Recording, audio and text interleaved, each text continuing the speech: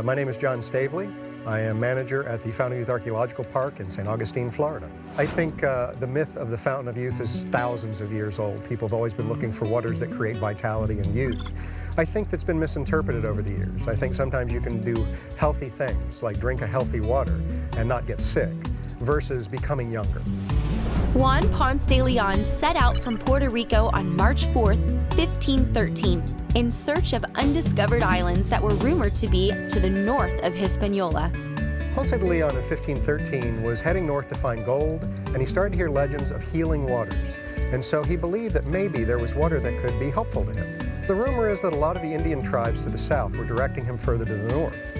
And so when he came up here, he found fresh water, which was important if you've been at sea for a long time.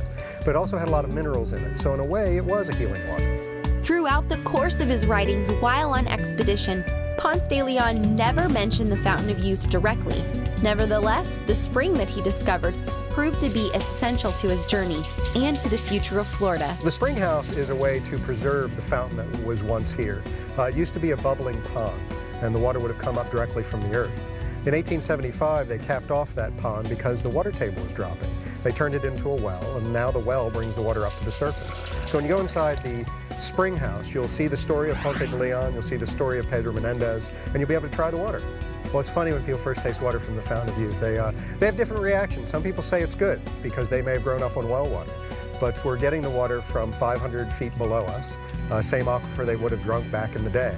And it has a lot of minerals, sulfur, iron, and some people just aren't used to it. After testing the theory of youthful water for yourself, step outside of the spring house and explore all of the other attractions that are available at this historic archaeological park. Well, we've got 15 acres right on the water. Our newest attraction is a 600-foot observation dock over the marsh. You can go out and see the wildlife, and it really takes you back.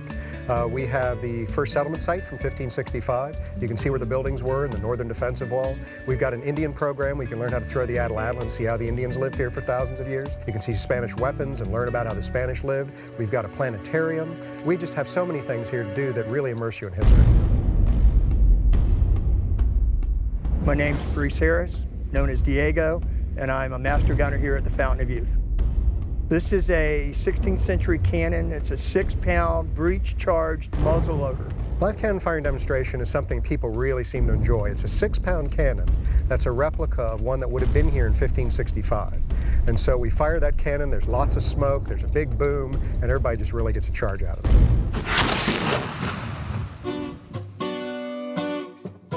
It's the first stop in St. Augustine for history, as far as I'm concerned. It's the birthplace of St. Augustine, but also colonial European America. I mean, the Spanish really should be proud of the fact that this is where what became America really started.